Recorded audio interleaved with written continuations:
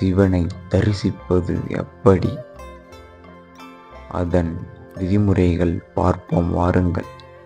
Presented by உங்கள் வேலி creation triples and God channel இன்றைக்கி பார்த்தீங்கன்னா, சிவனை தரிசிப்பது எப்படி, முன்னோர்கள் என்ன சொல்லியிருக்காங்க, சித்தர்களும் என்ன சொல்லியிருக்காங்க, எப்பயுமே சிவனை தரிசிக்கும் போது அதனுடைய விதிமுறைகள் என்ன, சிவனை தரிசிக்கிறதுக்குன்னு மனசு சுத்தமாக இருந்தால் போதும். மற்றபடி கெட்ட எண்ணங்களாலோ இல்லை தவறான எண்ணங்களாலோ இல்லை நெகட்டிவ் தாட்ஸாலோ அந்த மாதிரி எண்ணங்களோட தரிசிக்கிறதோ அது நல்ல பலன் கொடுக்காது அப்படின்னு சொல்லப்படுது. அது மட்டும் இல்லாமல் முறையாக தரிசிப்பது எப்படி அப்படின்றத முன்னோர்கள் என்ன சொல்லியிருக்காங்க, நம்மளுடைய முன்னோர்கள் சித்தர்களும் எல்லாரும் என்ன சொல்லியிருக்காங்க அப்படின்றத இந்த வீடியோவில் நம்ம பார்க்கலாம்.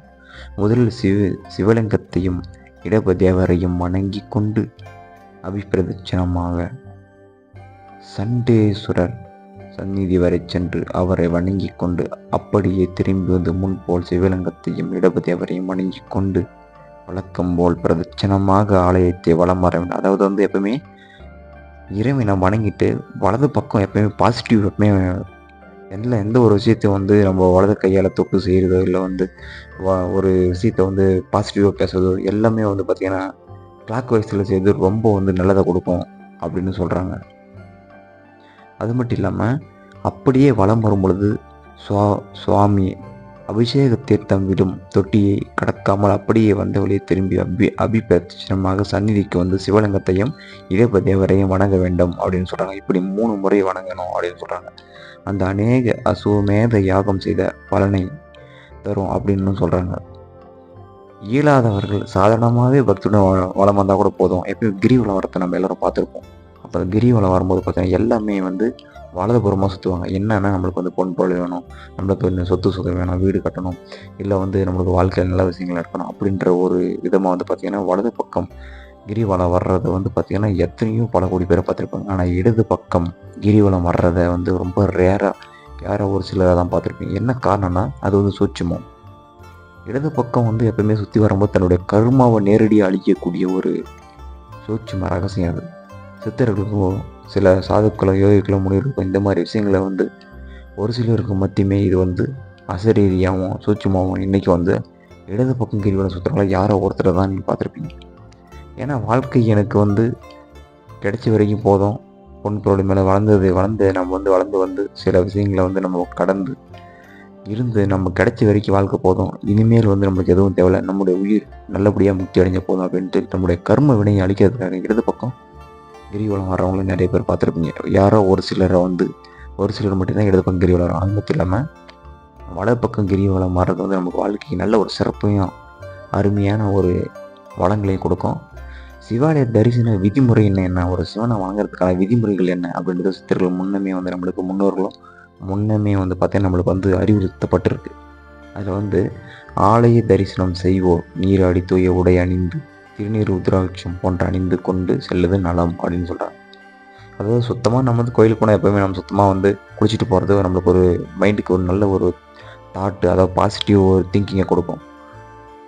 அது எல்லாருக்கும் தெரிஞ்சு. அதனால் நம்ம சுத்தமான உடை இல்லை பக்தியை, அது இல்லாமல் உத்ராட்சி பிடிச்சவங்க உத்ராட்சி மாலை போட்டு போகலாம், இல்லை உத்ராட்சி மணியை போட்டு போகலாம், இல்லை சுத்தமாக குளிச்சுட்டு தெய்வத்தை நல்ல ஒரு சுத்தமான ஒரு உடை அணிந்து இறைவனை வணங்க போகலாம் அப்படின்னு சொல்கிறாங்க. வெற்றிலை பாக்கு பழம் தேங்காய் மலர்கள் முதலிய வழிபாட்டு பொருட்கள் கொண்டு போகலாம் அப்படின்னு சொல்கிறாங்க. இது இயற்கையாக நம்ம நேச்சுரலாக வழியாக பயன்படுத்திட்டு வர்றது தான் முன்னோர்கள்.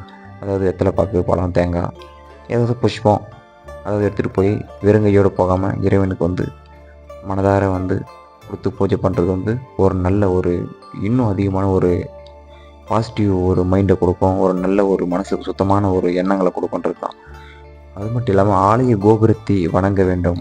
கோபுரங்கள் இருக்கும், எப்பவுமே கோபுரங்கள் உயரமான கோபுரங்கள் இருக்கும். உயரமான கோபுரங்கள் அண்ணாந்து பார்த்து வணங்கும்போது ரொம்ப மனசுக்கு நம்முடைய வீட்டுக்கும் சரி இல்லை தலைமுறைக்கும் சரி ஒரு நல்ல ஒரு பக்தியை மட்டும் இல்லாமல் ஒரு நல்ல ஒரு அருமையான நமக்கு ஒரு பெரிய ஒரு வரப்பிரசாதத்தையும் கொடுக்கும். நம்மை அறியாமல் அப்படின்னு சொல்கிறாங்க. உள்ளே சென்று கொடிமரத்தின் முன்னே ஆண்கள் தலை மோவாய் இருக்கைகள் இருப்புயங்கள் முழந்தாளிட்டு ஆகிய 8 நிலத்தில் படுமாறு அஷ்டாங்க நமஸ்காரம் வணங்க வேண்டும் அப்படின்னு சொல்கிறாங்க. பெண்கள் தலை, இரு கைகள், இரு முழங்கால்கள் ஆகிய 5 நிலத்தில் படுமாறு பஞ்சாங்க நமஸ்காரம் வணங்க வேண்டும் அப்படின்னு சொல்கிறாங்க. சாஷ்டாங்கம் வந்து தரையில் ஒரு சிலர் வந்து நீட்டி படுத்து வணங்குவாங்க, பார்த்துருப்பீங்க. அந்த மாதிரி வணங்கும்போது ரொம்ப அருமை. அதனால் வந்து இன்னும் நமக்குள்ளே இருக்கிற ஒரு கெட்ட எண்ணங்கள் அத்தனை வந்து ஃப்ளாஷ் ஆகி வெளியே போகும். அது மட்டும் இல்லாமல் பக்தி, இறைவனுடைய அருள் நேரடியாக பரிபூர்ணமாக நமக்கு கிடைக்கும் அப்படின்னு சொல்கிறாங்க. ஆண்கள் பெண்கள் இருவருக்குமே. கொடிமரத்தின் எதிரில் வணங்கிய பின் நந்தி தேவரிடம் விடைபெற வேண்டும். மானசீகமாக விடைபெறுதல் மிக அவசியம் என்றார். நந்தி தேவர் பார்த்துருப்பீங்க. நந்தி தேவர் மிக சிவன் கோயில்கள் இல்லாத நந்தி தேவரே கிடையாது.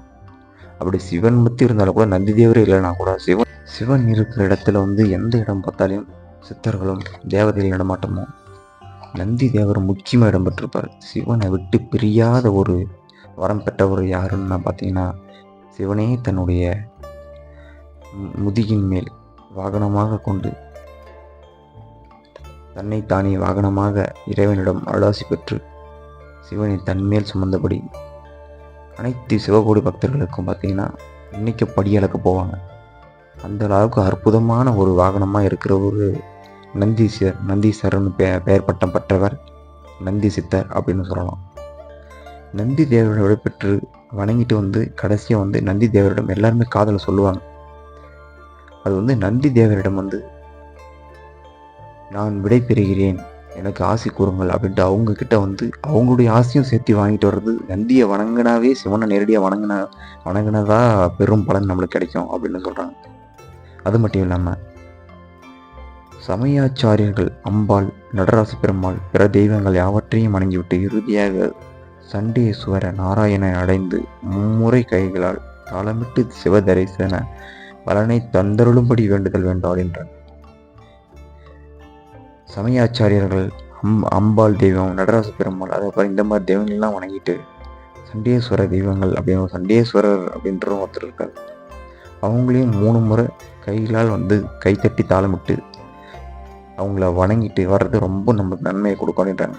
அது மட்டும் இல்லாமல் சண்டேஸ்வர நாயனாரிடம் சிவ தரிசன பலனை பெற்ற பிறகு கொடிமரத்தின் அருகில் வடக்கு முகமாக அமர்ந்து திரு ஐந்தெழுத்தி ஓம் நம சிவாய நம்ம 108 முறை தியானித்தல் வேண்டும் அப்படின்றாங்க. அந்த மாதிரி அந்த சிவனுடைய அந்த அற்புதமான இந்த ஓம் நமச்சிவாய அப்படின்னு சொல்லக்கூடிய அந்த ஒரு அற்புதமான ஒரு திருமந்திரம், தேவமிதமான மந்திரம், சிரஞ்சீவி மந்திரம், சஞ்சீவி மந்திரம்னு கூட சொல்லலாம். அதெல்லாம் வந்து பார்க்கும்போது அந்த மாதிரி சொல்லும் போது ரொம்ப இறை மகிழ்ச்சி அடையலாம் அப்படின்னு சொல்கிறாங்க. நல்ல பலனை நம்மளுக்கு கொடுக்கும் அப்படின்னு சொல்கிறாங்க. இறுதியாக பைரவரை வணங்கி சிவ சொத்து எதையும் எடுத்து செல்லவில்லை என்று உறுதி கூறி கோயிலை விட்டு வெளியேறுதல் வேண்டும் அப்படின்றாங்க.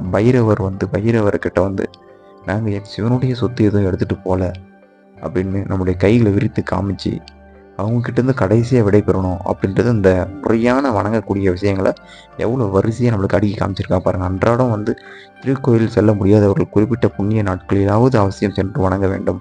கட்டாயமாக சிவத்தல யாத்திரைகள் மேற்கொள்ள வேண்டும் அப்படின்றாங்க. இந்த மாதிரிலாம் செய்யும்போது நம்மளுடைய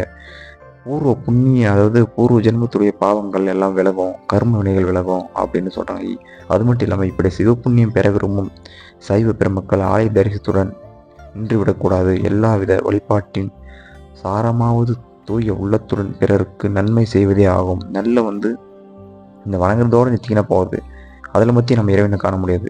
நமக்குள்ளேயும் நம்மளுக்கு நல்ல எண்ணங்களையும் மற்றவங்களுக்கு உதவி செய்கிறதும் இல்லை அவங்களுக்கு ஏதாவது உதவி செய்கிறதுன்னு சொல்லும் போது எந்த விஷயமா இருந்தாலும் சரி, உணவு முறையாக பசிக்கிறதுன்னு சொல்லக்கூடிய உணவு முறைகள்லாம் சரி இல்லை வேறு ஏதாவது ஒரு விஷயங்களாக இருந்தாலும் சரி, அவங்களுக்கு உதவி செய்கிறது ஒரு நல்ல ஒரு இறைவனை ஒரு அரும்பொருளாக அவங்கள நம்ம காண முடியும் அப்படின்னு சொல்கிறாங்க.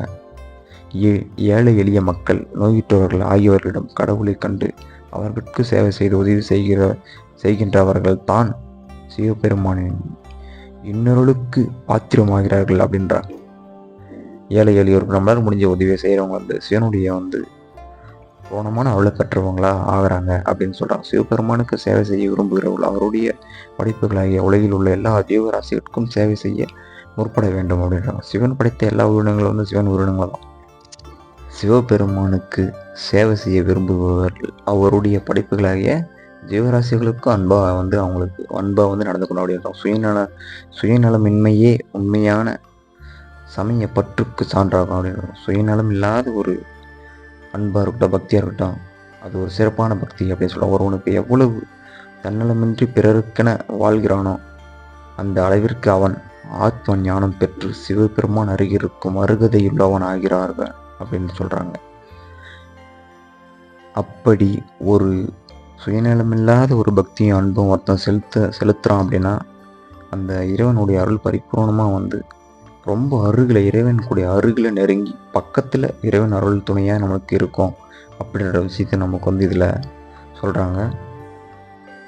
சுயநலமிக்க ஒருவன் எல்லா ஆலயங்களுக்கும் சென்று அபிடேகம் ஆராதனை செய்து அவன் சிவபெருமானை விட்டு வெகு தூரம் விலகியுள்ளவனே ஆகிறான் என்பது விவேகானந்த சுவாமிகள் அருள்வாக்கம். அதாவது என்னன்றாங்க, சுயநலமிக்க ஒருவன், அதாவது சுயநலம் உள்ள ஒருவன் எல்லா ஆலயங்களுக்கும் சென்று அபிஷேகம் பண்ணாலும் சரி, ஆராதனை செஞ்சாலும் சரி, இல்லை தீப ஆராதனை எது செஞ்சாலும் சிவன்கிட்ட இருந்து அந்த இறைவனுடைய அருள்கிட்ட இருந்து விலகிய ஒருத்தன் தான் அவன் அப்படின்னு சொல்கிறாங்க. அதாவது ஒரு நல்ல எண்ணம் இல்லாமல் மனசுக்குள்ளே நல்லதே நினைக்காம தன்னோட சுயநலத்தோட வணங்குறவங்க என்ன அருள் செஞ்சு என்ன வந்து புண்ணியம் செஞ்சாலும் என்ன அன்பாக இருந்தாலும் அதுக்கு என்ன புண்ணியம், எந்த புண்ணியமே கிடையாது, வீண் தான் அப்படின்றாங்க. எனவே கடவுளை வணங்க நாம் அனைவரும் மிகுந்த கருணை உடையவர்களாக இருத்தல் வேண்டும். ரொம்ப அன்பாக இருக்க வேண்டும், ரொம்ப கருணையாக இருக்கணுன்றாங்க. கருணை மட்டுமே கருணாகர கடவுளை அடையாளம் அல்லது வேறு வழி இல்லை அப்படின்றாங்க. அந்த கருணையோடு வணங்குறது தான் வந்து இறைவனை அடையக்கூடிய ஒரு அற்புதமான ஒரு அன்பு, பாசம், உண்மையான நேர்மை. இறைவனை வணங்கக்கூடிய அந்த நெருங்கி இறைவன் கிட்ட வந்து நம்ம நெருங்குவோம், நம்ம இறைவன் வந்து நம்மளை நெருங்கி வரவும் ஒரு அற்புதமான வழிவகுக்கும் அப்படின்னு சொல்கிறாங்க. இந்த மாதிரி சிவனுடைய அற்புதமான பதிவுகளை மீண்டும் வரக்கூடிய பதிவில் பார்ப்போம். நற்பதிவு அனைவர்களும் சோகம் மங்களம் உண்டாகட்டும். ஓம் நமச்சிவாய. சிவாய நமக.